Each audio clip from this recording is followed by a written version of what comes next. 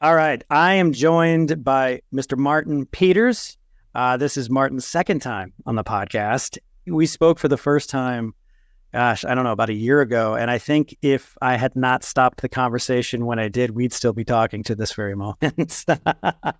Martin is a wonderful individual who has been a key figure in raising awareness and bringing recovery services to many people throughout Pan Asia, and you're in India now, Mumbai. You were in Thailand before then. Is that correct, Martin? Is that right? That's correct. Yeah, Okay. I was in Thailand for goodness me, around about 15 to 16 years. Wow. Yep. And Yep. now I've been in India for 4. Oh my God, it's been 4 years. All right.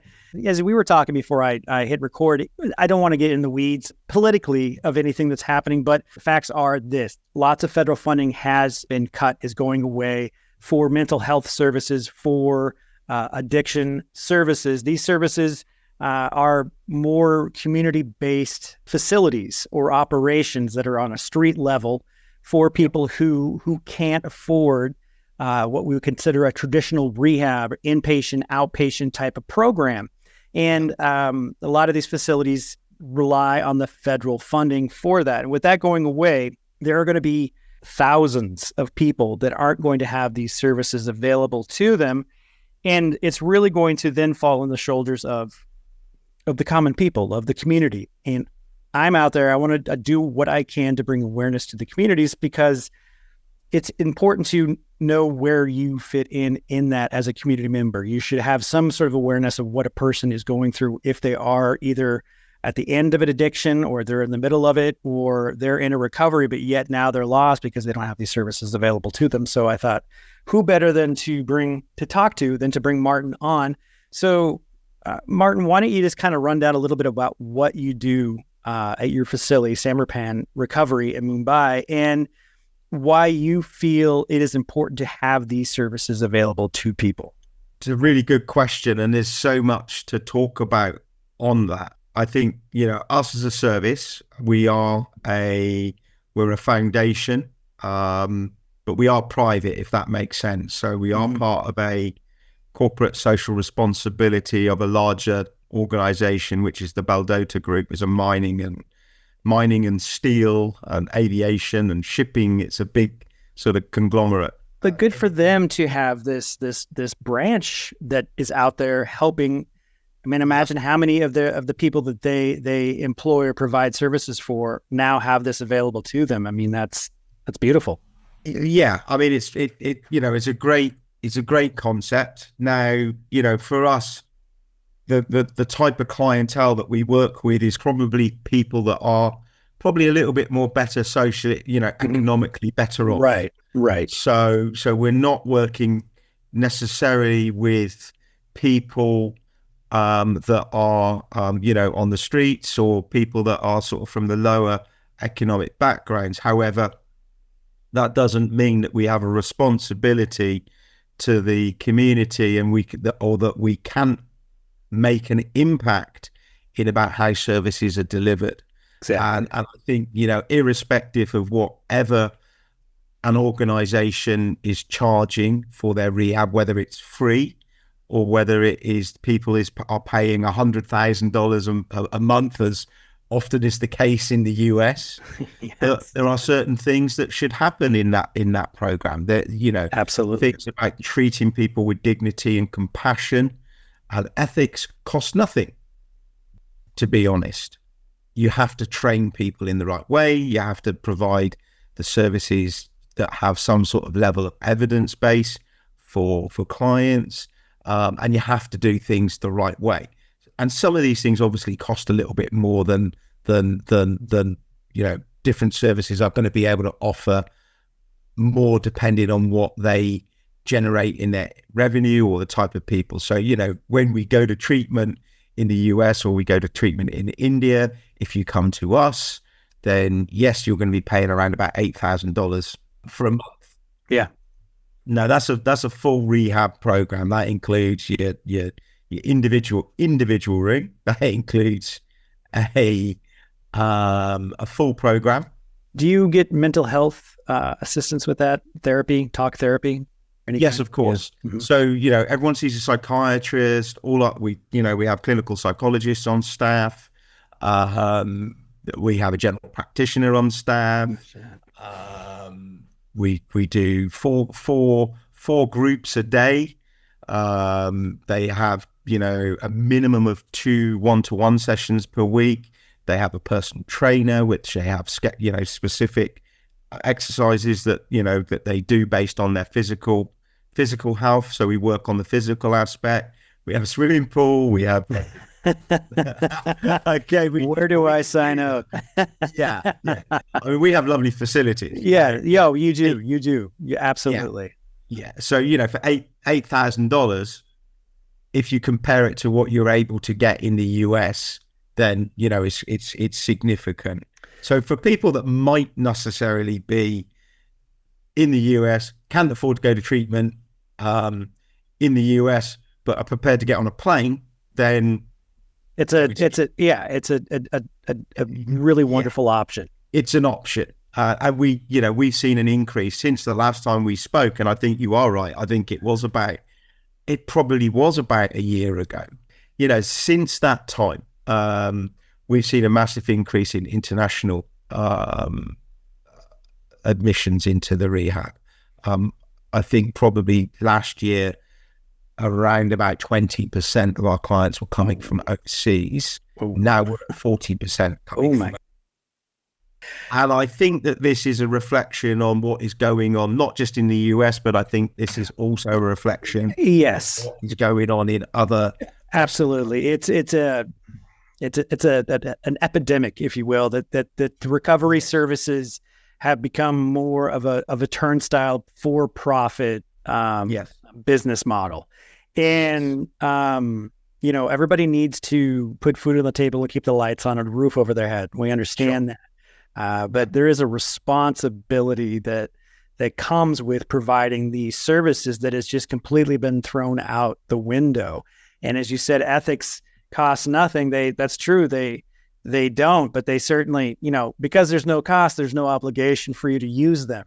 And there's so much horrible, unethical behavior happening in these facilities, and the people that actually have the compassion and the values and the ethical work ethic are those are the people that are losing the financing that's been cut. And you worked at a prison for a while, correct? When you were first getting into, yeah, I did. I worked in a prison. So you have, as if you'll pardon the expression, gotten your hands dirty, coming up through your professional ranks and to get to where you are. So you understand what it's like for people who don't have any kind of means to get any treatment that they need. And sometimes a prison or a mental institution really are the only place that's left for them.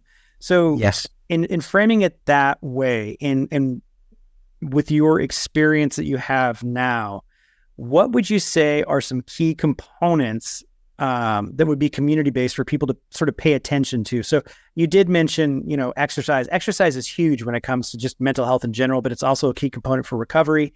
You take away substances or addictive behavior and you're left with a ton of time on your hands. And it's a good way to fill it with exercise. You can find exercise through local community groups and whatnot. But for people that are suffering or that have loved ones or friends or coworkers that are suffering, what would you say is a valuable piece of information or an action that they can take to help someone out? I would always say ask for help is the first thing, and speak with a professional, whether that is a doctor, a therapist, a recovery worker. Speak to that.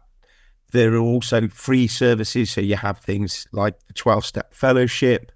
You have Life Ring, Smart Recovery, Peer Dharma Recovery, Refuge Recovery. So you have a whole range of these other services that people are able to plug in free. And that also includes things like Al-Anon, right. Alateen as well. So you have those sort of things that are available for family members to sort of plug into. And I think that's the first part, is about asking for help. Now, as you have alluded to, it's not always about just as easy as asking for help, because the next step is actually being able to access services.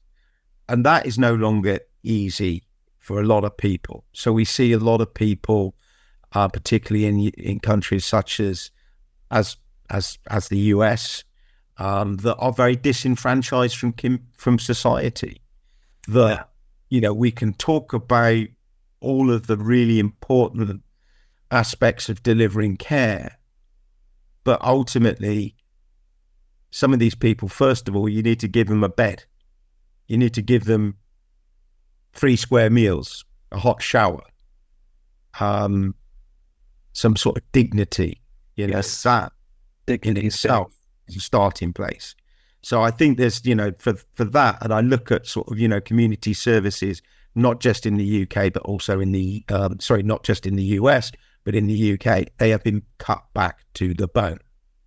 And there is a drive to put health services into private hands, venture capitalists, people that are very profit driven. I mean, there's a number of books that have been released over the last couple of years around about the US market. There's that Shoshana Walter book, Rehab, The American Scandal. I think I don't know if you've read it, but I have not, but I'm aware of it. Yeah. It's in the list of the stack of books that I have to read. Yeah. And the Florida Shuffle. Yeah. And there's this whole thing where the system has been set up and it's being abused. Mm-hmm. It's actually being abused by providers. They are looking at vulnerable people as a way of making a lot of money.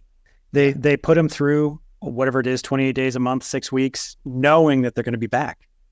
And they move them to somewhere else, and then they just restart the whole process again. And all the money is slushing in to these, basically, I think that we can call them grifters. I think that's probably the most polite way I'm going to. Well, we can say what we like on this podcast, but I think keeping that at grifters is probably the best. Yeah. So I think, there's a big issue there. There's a big issue around about regulation and enforcement, and what happens when people get caught. There's been people that have been caught, and then sure enough, a few months down the line, they've reopened under another name. Exactly. And, here there's talk of basically bringing back institutionalized mental health again, and that is where I believe that the recovery business industry, if you will, is heading more that way too. It's more taking you back to the sanitarium days of the old, the early 1900s and so even before that, before the founding of the 12-step program that I'm not supposed to mention, but we all know what it is, that lots of people were considered crazy, insane, and they would get sent to mental hospitals instead of getting help that they needed in just plain old recovery. If you couldn't hold your drink, then there's something wrong with you. You're crazy. We'll institutionalize you instead of getting your help. And now people see that they can get paid a lot of money by opening these facilities, and we're heading back that way again, I fear. Go ahead. Let me interject there, and I think you make a very good point. There is a segment of people that probably do need to be in institutionalized care. Yes.